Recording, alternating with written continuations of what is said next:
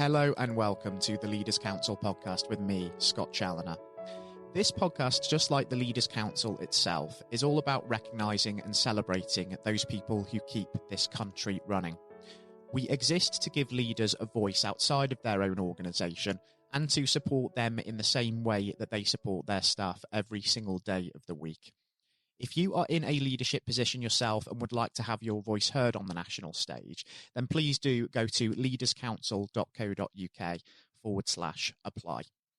Now, each week on this programme, I'm joined by a different CEO, CFO, COO, or perhaps director, secretary, chairman, or even president, to truly discover who those people are that get up every single morning and make this country work.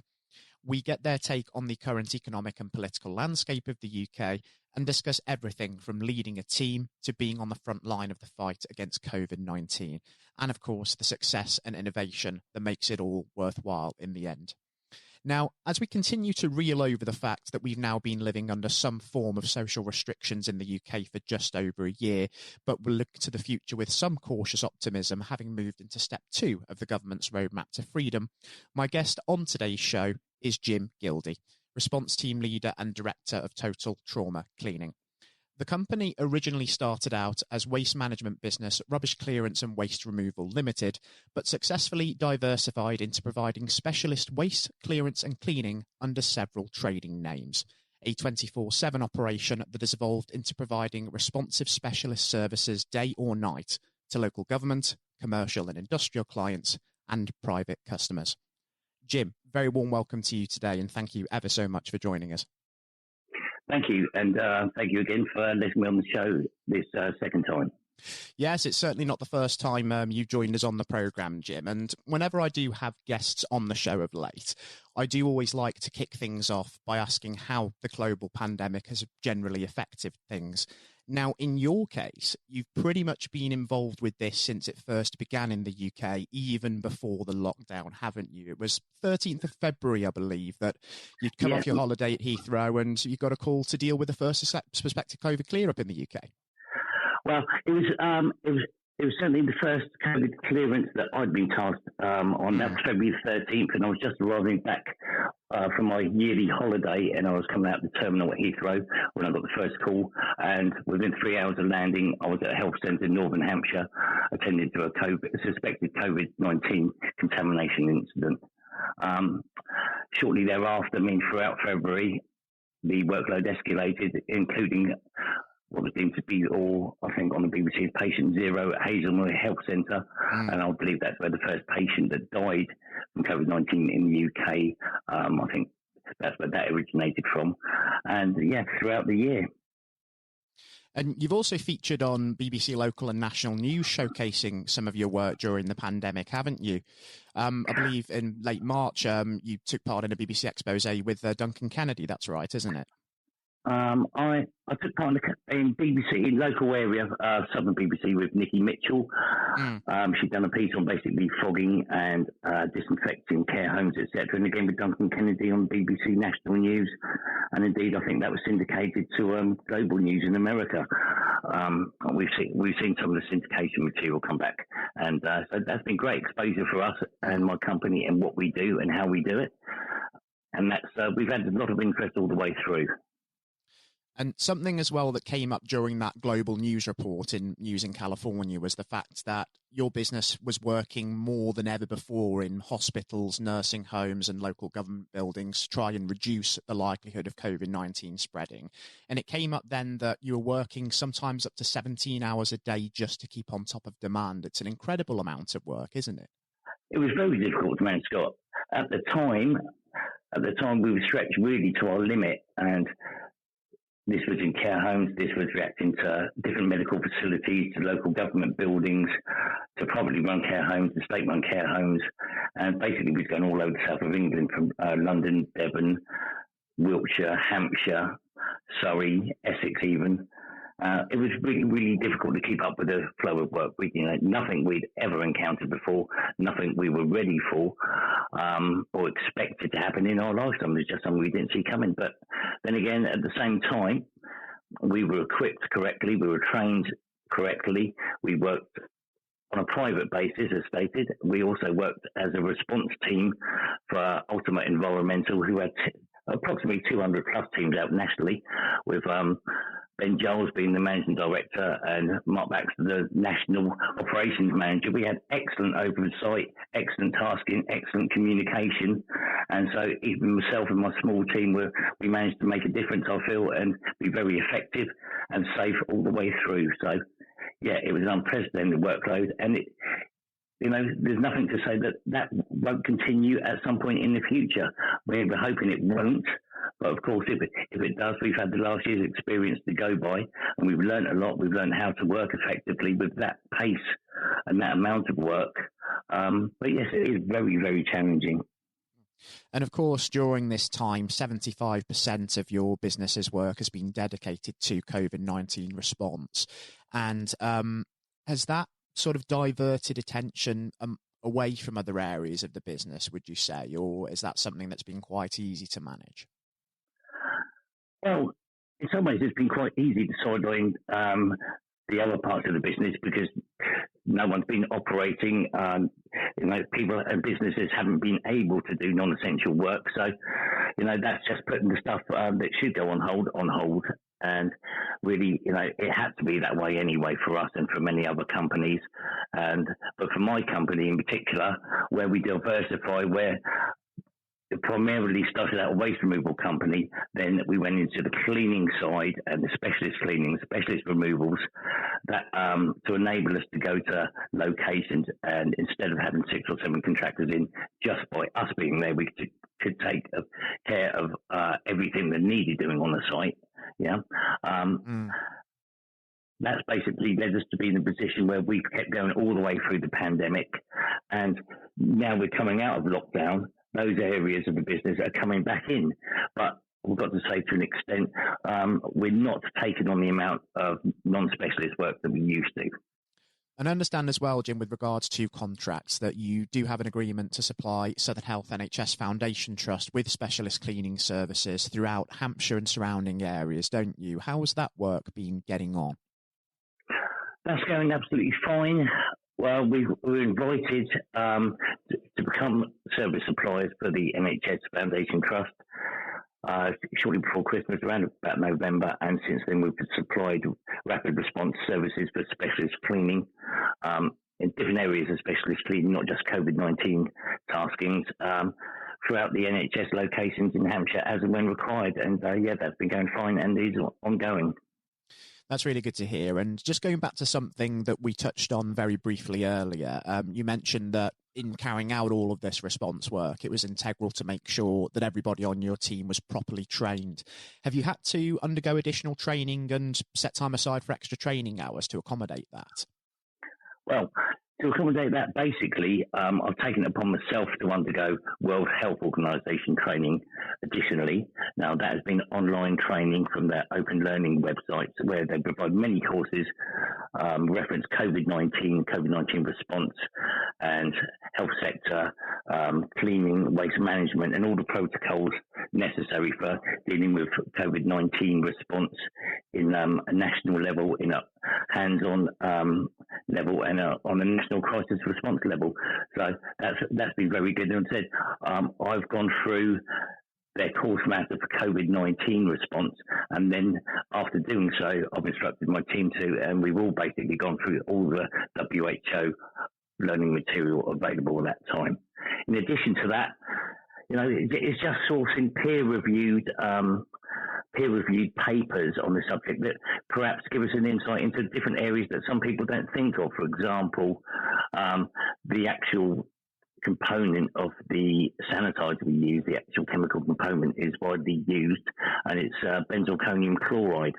Now, I've read a few research papers into long-term exposure of benzalkonium chloride, and that's on basically inhalation of it, and from a factor of being exposed to it on your skin at different times, just for my own benefit and the team's benefit, because we're going into these situations every day and we're fogging buildings, and there's a potential if we have a failure of a mask or any piece of PPE for exposure.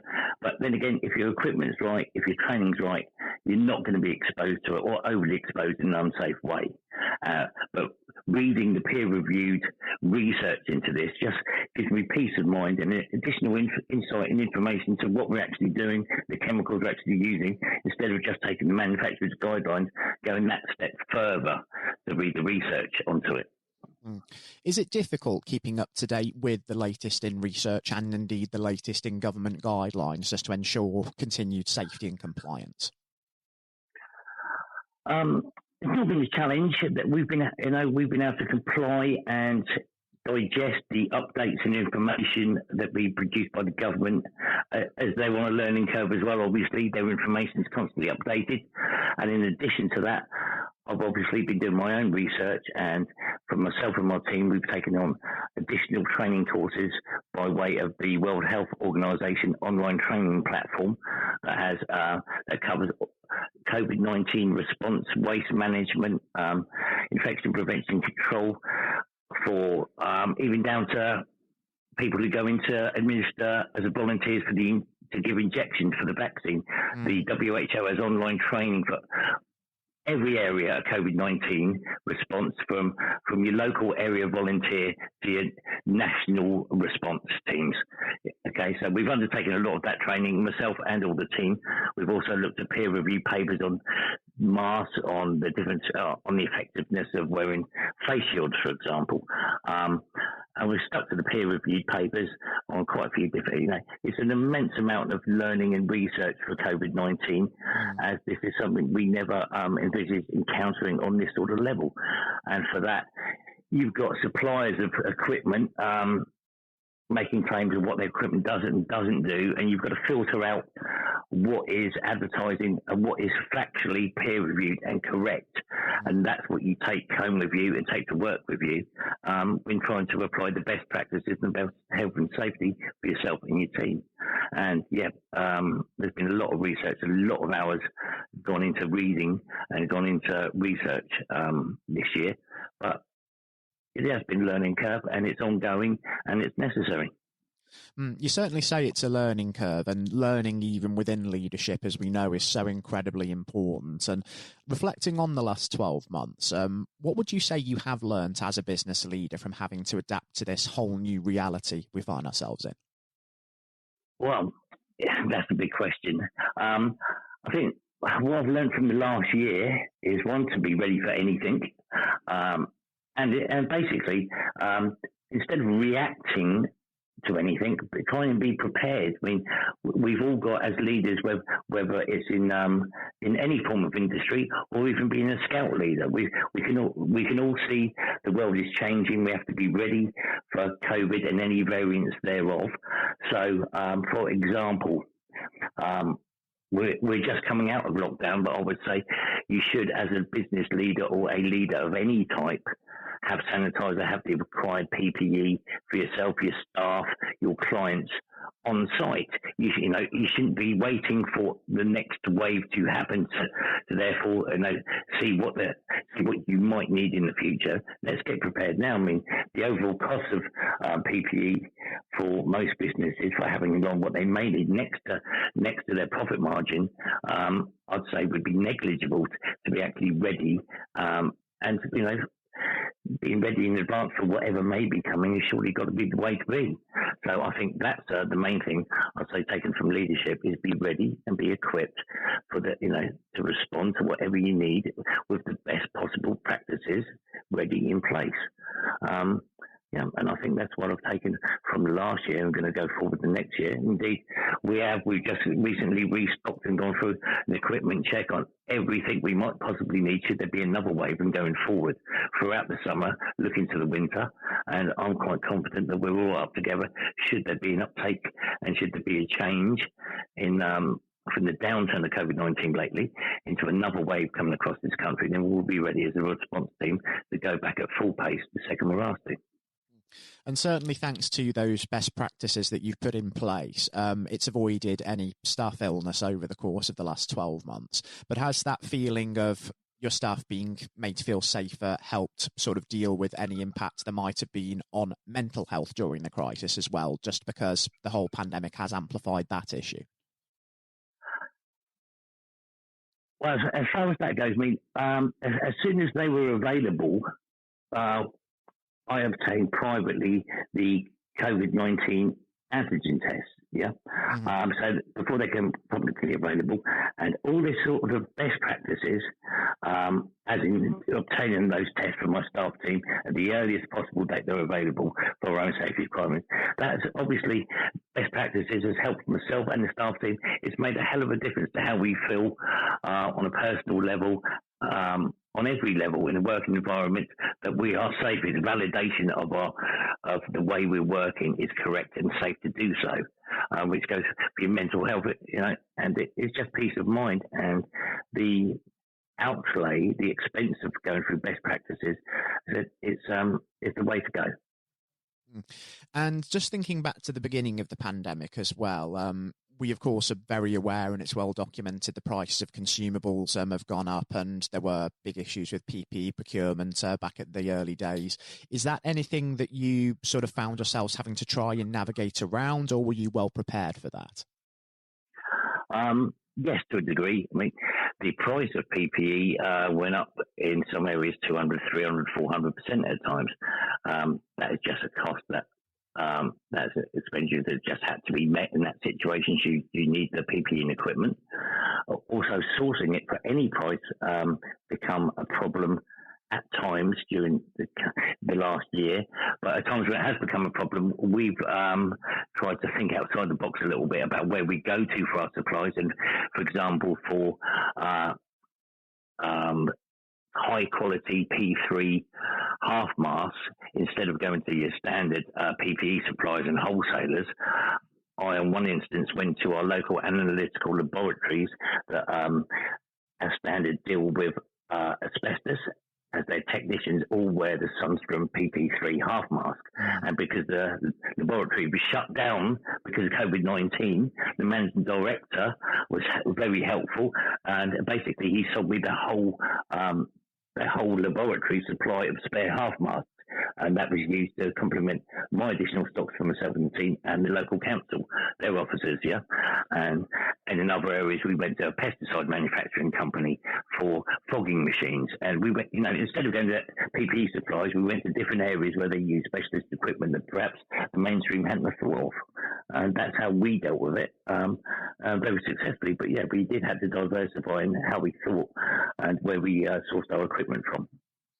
And even though it's been a challenge, of course, diversifying the business, taking on all of this extra work, I can imagine it has had a positive impact in some ways on company revenue, hasn't it? So there has been some upside to all of this somehow.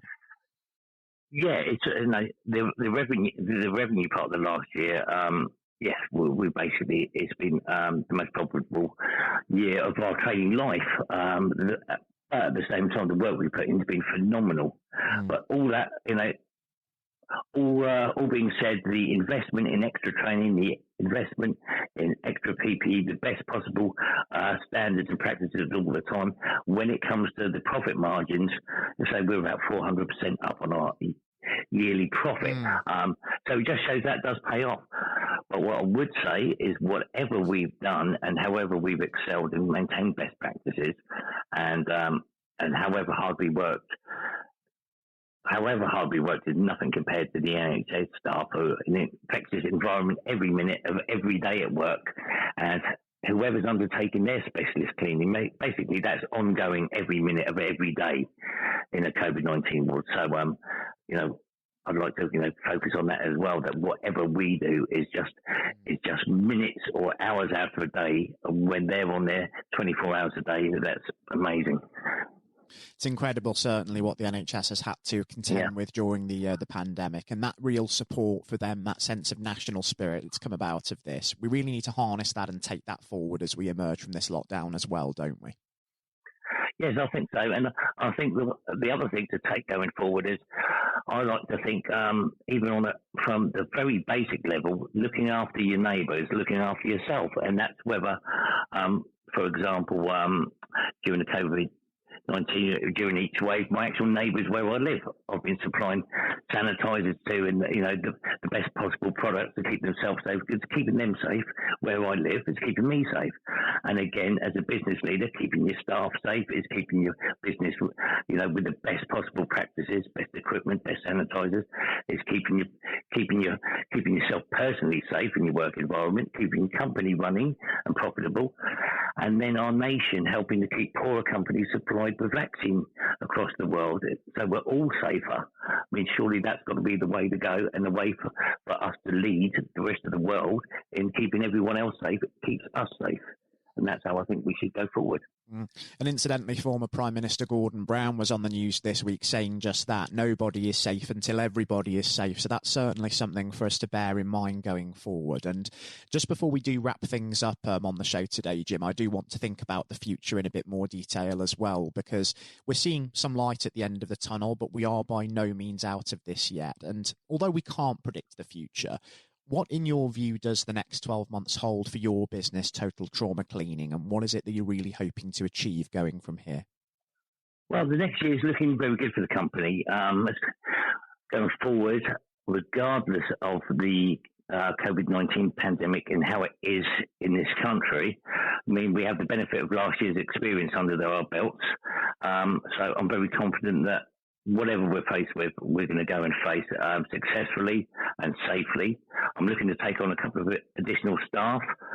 I'm looking to bring in some well-needed scheduled downtime, and I'm also looking to myself and a couple of the team members to add first responder training to our skill set. So yeah, everything for us as a company looks good going forward, but it's still unclear how it's going to go, I think. And so I think the way to go forward is to be prepared as best you can for whatever might be coming, and hope for the best, but be prepared for the worst at the same time and go forward with both of those in mind. Exactly right. And considering just how uncertain the future is still looking, even though we are seeing some signs of green shoots, I actually think it would be wonderful, Jim, to catch up at some point in future and have you back on the programme where we can see just what kind of landscape the future is taking, and we can just reassess what Total Trauma Cleaning again has been doing in the meantime. Yeah, I'd be delighted to, Scott. That'd be great. It'd be a pleasure for me as well, Jim. Once again, thank you ever so much for taking the time to join us on today's show. And I would also appeal to all of those tuning into today's podcast. Even though we are seeing some signs of normality returning, please do continue to be considerate of others as well as yourselves, because it does make such a key difference in preserving lives during this time. I was speaking to Jim Gildea, Response Team Leader and Director at Total Trauma Cleaning, and I hope you all thoroughly enjoyed the interview.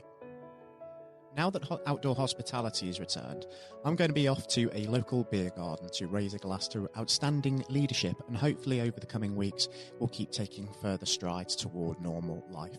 Remember, please do continue to look after yourselves and be considerate of others, because it makes such a difference in preserving lives. We're coming on to better days. Take care now, and goodbye.